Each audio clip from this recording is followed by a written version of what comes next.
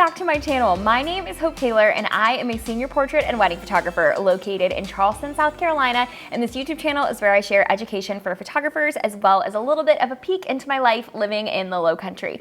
And in today's video, we're going to talk about something that we haven't talked about at all on this channel yet, and that is your photography website. I feel like that's a topic that isn't really a super popular topic in the industry right now. The more buzz topics are things like passive income and lighting and I don't know, things that just aren't as I feel like websites aren't as exciting. Things that are more exciting are the buzz terms right now, but your website and your blog are really, really important pieces of your photography business, especially in the early seasons.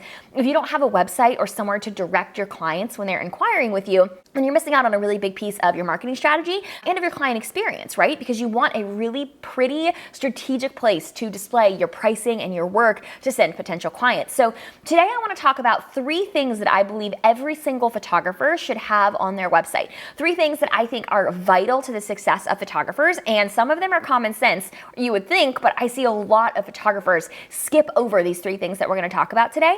But before we dive in, I wanted to tell you there's a free gift for you in the description down below, and I'm sharing my 5 must-have programs for photographers. The 5 programs I literally could not live without in my business, and some of them are related to what I use to build my website. So grab that free gift down below. It's just a huge thank you for tuning in today.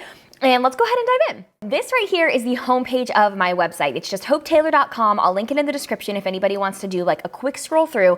But today I want to talk specifically about the 3 most important things that every photographer should have on their website, and not just on their website, but on their homepage above the fold.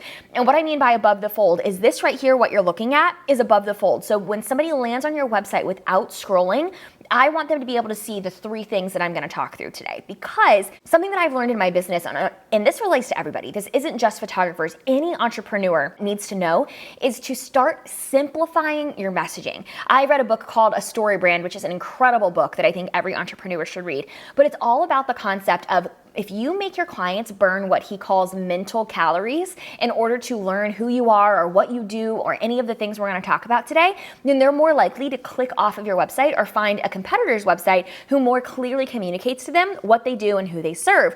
Because the problem is with how quickly and how fast moving the digital marketing world is, and just the digital world in general is nowadays, if people have to look and go out of their way to find vital information or find answers to their questions, they're less and less likely to be interested in your business, and they're more and more likely to exit out of your website or find somebody else who can answer their questions more quickly. And the 3 things we're going to talk about today pretty much address those 3 biggest things that people are looking for when they land on your website. So we're going to go ahead and dive into number 1. This is going to feel like the most common sense piece of it, but if you don't have this above the fold on the homepage of your website, as well as the first thing that people see on all of your social media profiles, then you are making a big mistake in your business. And that thing is the location of who you serve. And this is for service-based businesses primarily, because if you're a product-based business, then your geographic location doesn't really matter as much, right? But if you're a service-based business who only does your services in a certain area, actually, regardless of whether you do your services in the area that you live or you're willing to travel, you need to put above the fold on your website where you work, where you are located. I cannot tell you how many times I, even personally, have been looking for a vendor or a photographer or just a business that's local to me, and if I can't find where they're located on their website right away, the first thing I'm going to do is just click off and find somebody else. I shouldn't have to work to find that information, right? If I'm looking for a photographer in my area, the first thing I want to know when I land on their website is, oh, are they in my vicinity or not?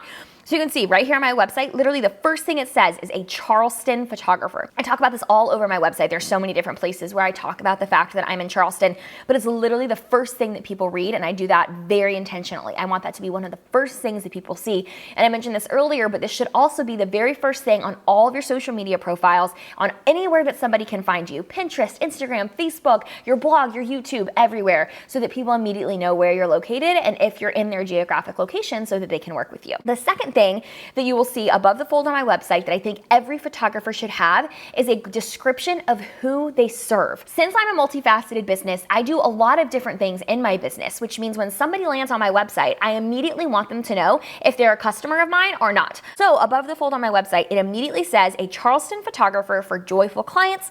an educator for creative and entrepreneurs, and if we ever got to dinner, I'll probably order chicken fingers alongside my vodka soda. I also want people to get to know me quickly, but that's a different conversation. But I'm immediately saying that I'm a photographer for joyful clients and an educator for photographers. So if people are looking for a photographer or looking for photography education, they immediately know that they are in the right place. So if you are just a photographer, this should immediately state, I am a family photographer, I'm a birth photographer, I am a newborn photographer. Very clearly state on the homepage of your website what it is that you do and who you're serving. The more descriptive you can get, the better. So joyful clients is worded that way on purpose because I work with very bubbly, outgoing, joyful clients, and you want to make sure that you clearly communicate that right when somebody lands on your website. But the most important piece of that is what services you offer. Like if somebody's looking for a senior photographer and you don't offer that, you want to make sure that's clear on the homepage of your website. And the third thing that you want to make sure is above the fold is a call to action. And this is going to be different for everybody. The call to action is basically what you want that potential client to do on your website as soon as they land. What do you want them to do? Where do you want them to click? What do you want them to do next? You need to make sure that's very clearly stated above the fold. So you'll see that this pop-up is for somebody to get onto my email list. This is an opportunity for them to download my free senior questionnaire because my email list is where I continue conversation with my potential customers who are looking to buy my online courses. So my call to action that I want people to take on my website is to opt into my email list. For you, if you are just a service-based photographer, you might prefer that they contact you, that they go to your contact page, or you might prefer that they go to your pricing page, your portfolio page. You just want to be sure that there's a very clear call to action and next step for them somewhere on your website so that you are in control of where they go next. If there's no rhyme or reason or strategy behind the structure of your website, then I want you to sit down and rethink that because there should be a journey that you want your clients to take on your website, and it should be clearly laid out with a call to action that's above the fold. So I hope those 3 things were helpful to you. Like I said, there's that free guide down below to get the 5 programs that I think are must-haves for every single photographer, the things that I can't live without. Free gift for you in the description below. I'd love to have you subscribe. I release a new video every single week. And until then, see you guys next time. Bye.